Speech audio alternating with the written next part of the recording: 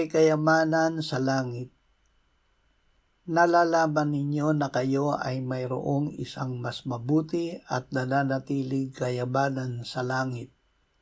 Hebreo 10:34. Ang mundo ay puno ng mga bagay na pansamantala.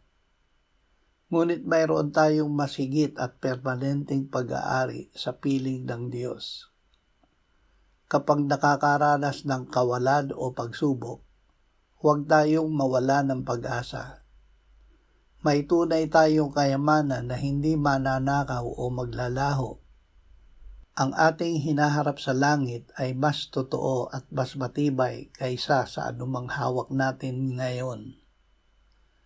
Ama, ang aming buhay ay hindi nagtatapos sa mga bagay na materyal. Biyayaan mo kami na ituon ang aming paningin sa mas mabuti at nananatiling kayamanan na inihanda mo para sa amin upang kami ay magtiis at maglingkod sa pananalig na ikaw ay may gantimpala para sa amin na pangwalang hanggan. Amen.